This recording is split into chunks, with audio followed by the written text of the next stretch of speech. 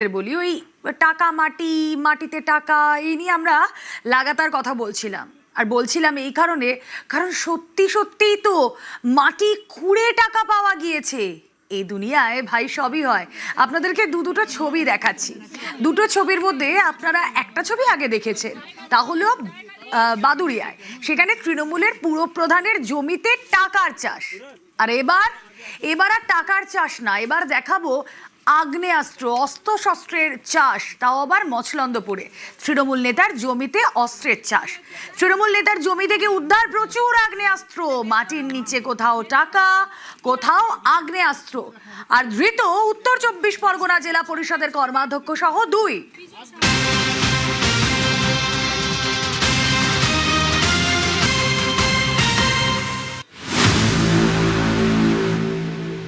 তৃণমূল নেতার জমিতে অস্ত্রের চাষ। তৃণমূল নেতা দীর্ঘদিন ধরে তার এই জমিতে প্রচুর পরিমাণ আগ্নেয়াস্ত্র মজুত করা ছিল। ধৃত উত্তর 24 পরগনা জেলা পরিষদের কর্মাধ্যক্ষ। তৃণমূল নেতার জমিতে অস্ত্রের চাষ দেখুন একবার। মাটির নিচে এভাবেই মুড়িয়ে অস্ত্র পুঁতে রাখা হয়েছে। কর্মাধ্যক্ষের ভাইয়ের জমি আর সেখান থেকে উদ্ধার আগ্নেয়াস্ত্র।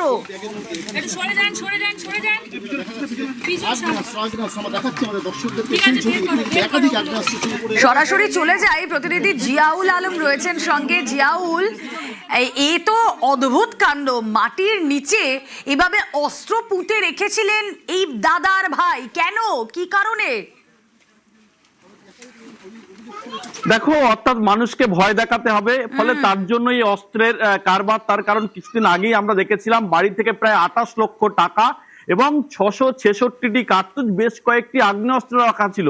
তারপরে পুলিশ হেফাজতে নেয় এই দুই ভাই। অজিত শাহ, তিনি হচ্ছেন উত্তর 24 পরগনা জেলা পরিষদের জনস্বাস্থ্যের কর্মদক্ষ, এবং তার ভাই সুজিত শাহ, তার বাড়ি থেকে এই টাকার পাহাড় পাওয়া গেছিল। এবার দেখা যাচ্ছে তার জমি শক্তিনগর এলাকায়, মসলন্দপুরের শক্তিনগর এলাকায়, সেখানে অস্ত্রের ভান্ডার, অর্থাৎ একটি কালো প্লাস্টিকের মধ্যে তার জমিতে লোকানো ছিল অস্ত্র ভান্ডার। প্রায় সেখানে একাধিক আগ্নেয়াস্ত্র, দোনালা বন্দুক ছিল, সেখানে দামি দামি দোনালা বন্দুক, প্রায় 3 থেকে 4টি আগ্নেয়াস্ত্র ছিল এবং প্রচুর পরিমাণে কার্তুজ সেখানে মজুত করা ছিল। অর্থাৎ একেবারে জমি ঘেরা, 8 থেকে 10 বিঘা জমি, সেই পাঁচিল দিয়ে ঘেরা, সেখানেই রাখা ছিল এই অস্ত্র ভান্ডার, অর্থাৎ অস্ত্র সেখানে মজুত করা ছিল। কেন মজুত করা হয়েছিল, ফলে এটা নিয়ে কিন্তু প্রশ্ন উঠতে শুরু করে। তার বাড়ি থেকে যেমন প্রচুর আগ্নেয়াস্ত্র উদ্ধার হয়েছিল, এখন দেখা যাচ্ছে তার জমিতেও রয়েছে প্রচুর আগ্নেয়াস্ত্র। অর্থাৎ এই অস্ত্রর ভান্ডার বলা যেতে পারে। অজিত শাহ এবং সুজিত শাহর বাড়িতে যেমন উদ্ধার হয়েছিল এবং জমি থেকেও সেখান থেকে উদ্ধার হয়েছিল। ফলে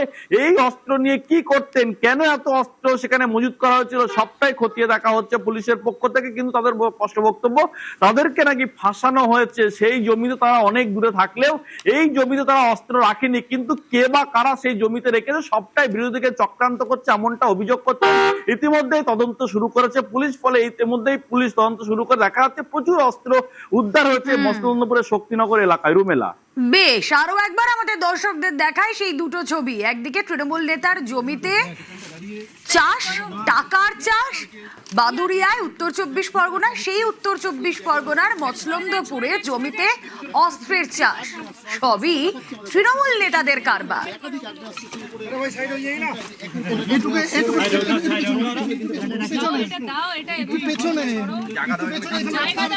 হঠাৎ করে দেখি পুলিশ আসছে, ঠিক আছে, সুজিত শাহ অজিত শাহকে নিয়ে। তো আমরা প্রথমে বুঝতে পারিনি কি জন্য বা কোনো কিছু, আমরা এখানেই ছিলাম। তো ওনাদের এনে তারপরে এইখানে কোনায় একটা হচ্ছে 3টে দোনালা বন্দুক আর সাথে কিছু কার্তুজ পাওয়া গেছে, বন্দুকের সরঞ্জাম। না, আমরা এগুলো কোনোদিনই ভাবিনি। এই জমিটা সুজিত শাহ আজকে উদ্ধার করেছে আপনার 3টে দোনালা বন্দুক আর কিছু কার্তুজ।